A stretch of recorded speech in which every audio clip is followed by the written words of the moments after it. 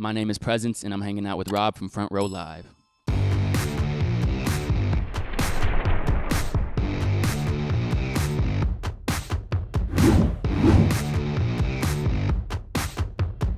What's up, guys? Rob here, Front Row Live Entertainment. I'm hanging here at the Moroccan Lounge with Presence. This is the official headline show that you're about to kick off right now. Yeah. You know, what kind of prep do you do for a show like this? This is your stage tonight. Yeah, this was really unprecedented for me. It's my first headliner ever. I've only ever opened before and just like been up there with the laptop playing background tracks myself. But this time we got like a full band. It's like a real thing. It feels like a show. And so there was definitely a lot more prep that went into this. We had a rehearsal for 4 hours yesterday, 4 hours the day before that. On Saturday, we rehearsed for 4 hours. And a few days before that, they met just themselves for 3 hours. So it was like a lot of that went into this for sure. All right. So with the experience that you had opening up for other artists, like what did that teach you about not just putting on a show, but being able to take over that stage? I realized that like the biggest thing that translates is just going up there confidently. And that's tough for me because I like have struggled with anxiety my whole life. And so maybe sometimes you got to fake it till you make it. Yeah. But it's like you got to go up there, and even if you mess something up, it's like you just got to own it. Like, you know, that's a part of the set, right. You know. How did you get yourself to get on a stage in the first place if you were like already having those like anxiety issues going on? Man, it's weird because I feel like I just had to. Like, I don't know any other way to put it. I was like 15 when I started growing an audience on YouTube, and I was like, okay, I'm putting myself out there. And I did have experience performing at like school before and stuff. So like I was kind of easing my way into it throughout high school, and then I became an adult, and it was like, all right, like let's try the thing. But this is really my first time like people are here for me, which is like a different type of stress because it's like people are like here for me, but it's also like people are here for me. Like that's sick, you know? Like it's double-edged thing. Right. And you're going to be playing a lot of new material from the upcoming record. Yeah. Right now you have Scared of the Fall that's out right now. Let's dive in and talk about that creative process, working with Sweater Beats on this one. Like how did this kind of make you into a better songwriter, producer, vocalist at the same time? Oh, really? So much of it was Sweaters, and so much is the dude who's out there sound checking right now. Pretty loud, you could probably hear it. But Giani Taylor, co-wrote this whole thing with me. And prior to this, nobody had ever written with me before. I never was like open to like letting somebody else work on my project. So this was really the first time I really collaborated with other people. And I think it really just showed like the power of community, you know, when you like open yourself up, like be really vulnerable and allow people in, like the cool things that can come out of that. What made you want to like have a co-writer with you on this project, and you know, let alone Giani? It was a complete accident. I was at the studio. I had a session with Sweaters that he was just supposed to produce, and I was supposed to, you know, be there doing my thing that I usually do. And then Sweaters, I got there and he's like, "Oh, Giani should be here in a few minutes." I was like, who the hell is Giani, you know? And then this dude, tall as hell, like 6 foot, like 8, like walks in. I'm like, who is this guy, you know? But then he was like so chill from the beginning, and that was our first interaction. Wow. And so it was a complete accident. But then we wrote "Scared of the Fall" and "Running Back to You" the same day, and it was like, okay, this is my guy, you know? Yeah. That's amazing. So, you know, have you been working with Sweaters for a while, or is this the first time as well that you kind of collaborated with him? That was also my first time meeting Sweaters. So when I met Giani, I met Sweaters just a few minutes before. That was our first time ever interacting with each other. And since then, I mean, we've done everything together. Every single song on this record is me, Giani, and Sweaters. And then also another collaborator, Ben Free, worked on about half the record. But the three of us, that's all 12 songs. Yeah. Now, what was it like for you allowing someone else to step into that, and not just as a songwriter but also like the producer, especially because like your lyrics like hit, man, like you are so vulnerable with your stuff, and it's like as a listener it's like painful, you know, like I feel your pain, I hear your pain with your voice, but I feel like when it comes to the songwriting and like being vulnerable with someone else in the studio or in the room, like I feel like that's not easy. So what really like allowed you to be able to do that?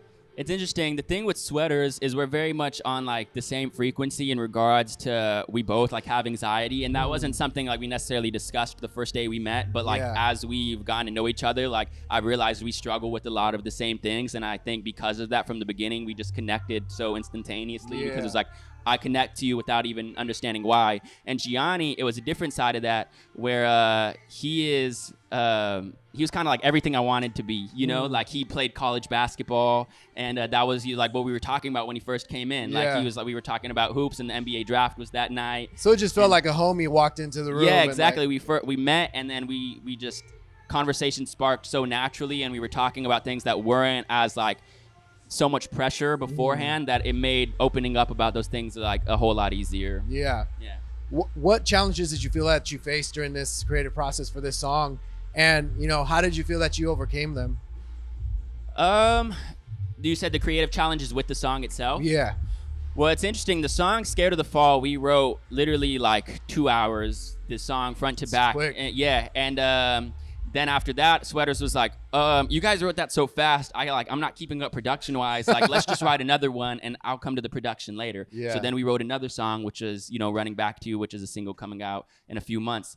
And so that process of writing the song was so quick. But "Scared of the Fall," it's a song that has over 100, almost 200 track stems in it. Like there's so much into it, and so much of that process was Sweaters and me like going to Sweaters' house and being like, this sound, and that was the tedious part because we knew where we wanted it to be, but the song happened so naturally, like the lyrics from the get-go, and we knew what it wanted to be from the beginning. It was just actually getting it there. Yeah. What about you, as far as like the vulnerability goes? Like how are you able to control your vocals? There's some songs where we feel that pain coming out of your voice, but I mean, you seem like you have it like controlled throughout.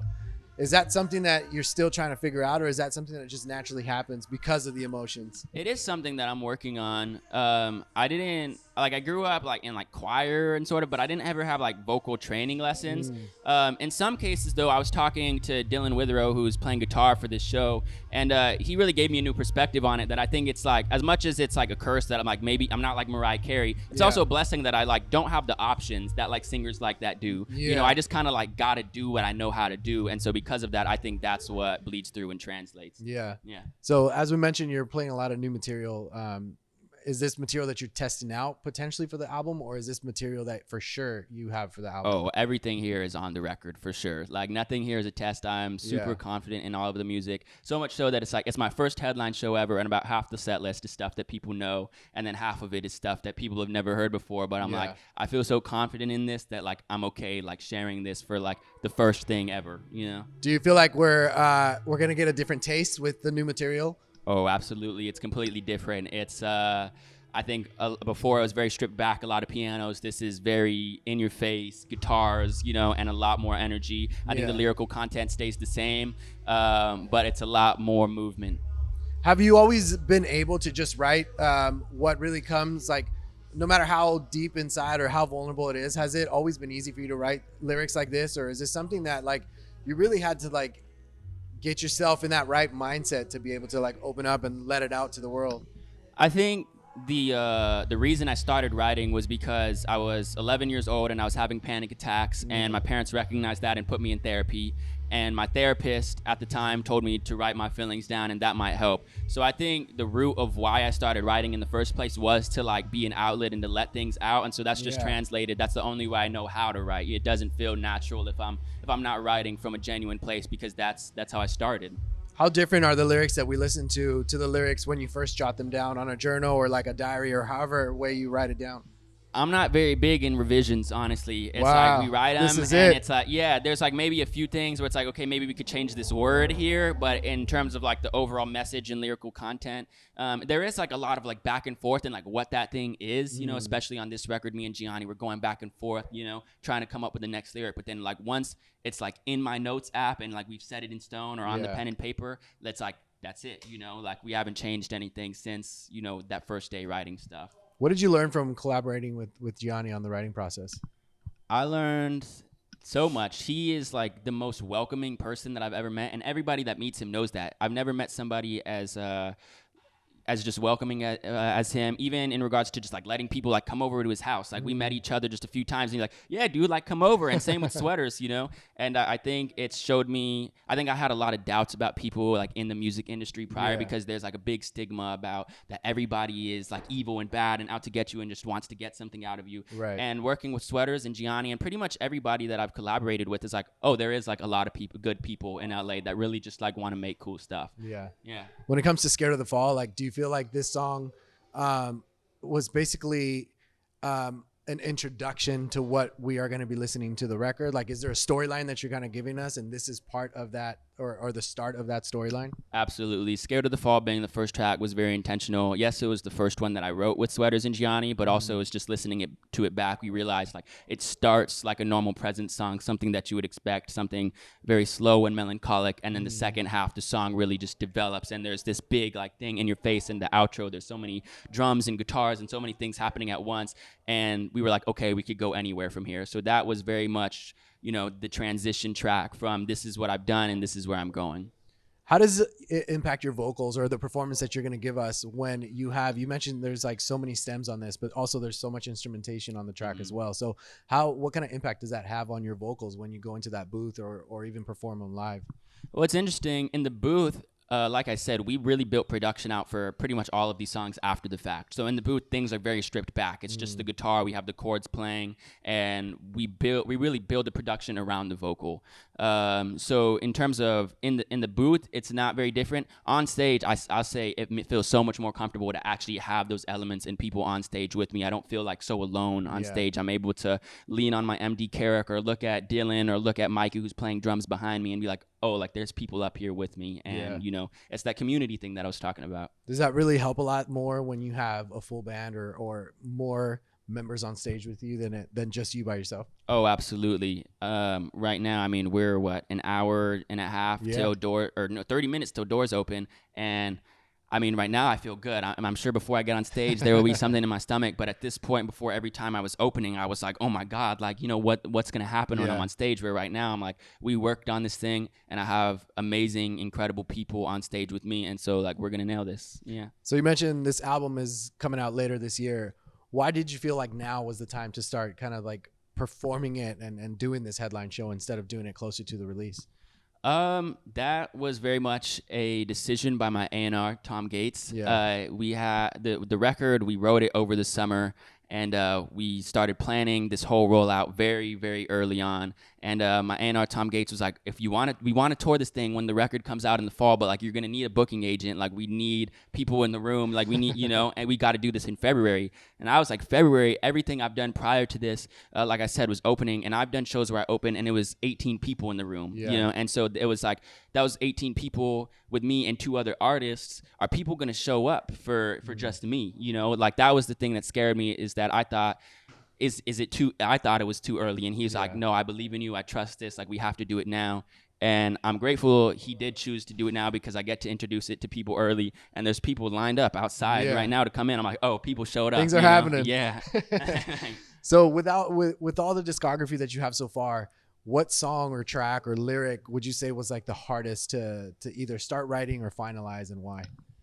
The hardest song in terms of my discography was for sure I'm Okay, I Swear, because that was like a beat that I heard from this producer from India named RXXL, and I heard it like on YouTube when it had like no views on it, and I like emailed him like, dude, like I need this beat from you. You know, it was like just this incredible arrangement going on, and he was like, yeah, I'll sell it to you. And then I sat on it for so long because I was like, this production is so good and I don't want to change it at all. And it was the process of me like feeling like I could actually give what needed to be given to the track. And so that one was probably the most tedious song for me to write. What about lyrically? Lyrically, it was that song for sure. That one Lyrically, as well? it was that song for sure. Just because I felt like the production was there already, and it was like my job now to give the production justice. And I mean, I think I did at this point. I hope I did. Yeah. So you mentioned that you don't normally do revisions. So do you start writing something and know exactly the kind of instrumentation or melody that you kind of want with it? Or do you just write first and then go into the studio and figure out the production like you mentioned earlier? This record came about very naturally. It was kind of like a simultaneous thing that both things were happening at once. Every single song started with a story. I went in with Giani and Sweaters, and I said, "This is a very real thing that happened to me." I chose 12 like very real events that have happened in my life, and I said, "This is what I want to write about today." And we kind of figured out how that felt as we went, but it'd usually be Sweaters like playing the guitar while we're talking, and then we just kind of roll with that and like build on to, I'd talk, and then Gianni would be like, "I have a lyric idea for that," and he'd do it over the guitar that Sweaters was just like naturally playing, and everything would blossom from that. It was a very seamless thing. Sounds like just the vibe. It's like there's no pressure. You come in, do what you got to do, and then you're done. Yeah, it was just so much excitement. I remember because that week that I met Sweaters, that was my first week ever doing sessions in general. Everything before that was just like me in my room doing everything, buying beats online and stuff. So that was my first time being like through the process of production and lyrics all at once. And I was so nervous because I was like, what are these people going to think of me, And then I met them, and they were just incredible. Yeah. Do you feel like there's more pressure when you're working on the beats as well, or trying to add on to the beats in your own, or more pressure when you're in a studio with someone else? No, I think with this record in particular, I realized like there was no pressure with it. Like you said, we went in excited. I didn't go in, by the time I met Sweaters, we actually had a session ready the next day. Tom Gates, my A&R, he's just a visionary. He knew for some reason that like we would work, and so he had something set up the next day. And it wasn't an anxiety thing the next day. I was like, man, we got to write another song, and then we wrote another two, and then that became the process of like. My label was like, okay, we should put you in, with this producer and this producer. I was like, I found my people. Let me just get in with them. And it was 7 sessions, 12 songs. Yeah. Dang. And that's the record. Exciting. I can't wait for the record. The songs so far are pretty much a tease that you've created so far, and plus this new single. So I'm looking forward to that record. To close us out, during this whole experience of the album, what did you learn about your voice that you didn't know before? Oh, I learned I could tap into so many more genres than I thought I could. That was the main thing. I think I've really put myself in a box prior to this, where I thought this is my thing, or this is what people know me for, so this is what I have to stick to. And then I met Sweaters and Giani, and they were telling, they had me in the booth going over and over and over 1,000 times to get the vocal right. But I realized once we got it, I was like, oh, I can do that, And when we experienced different genres, it was like, oh, I can do that, And so every song became that process of what else can I do, Like what else can we tap into? And I think that this project really taps into that as a whole, where you'll hear the 12 songs holistically, and we tap into so many genres. There's like an R&B track, and then there's like Scared of the Fall, which is very melancholic, and then we have pop punk songs. Nice. And it was a lot of like learning what I'm capable of. Nice. I'm excited. Well, congratulations so far with the success of the single. Congratulations with tonight. You guys be sure to check out Presence. Scared of the Fall is out now, and debut album dropping real soon. And thanks for watching here on Front Row Live. Thank you so much for having me. Dope.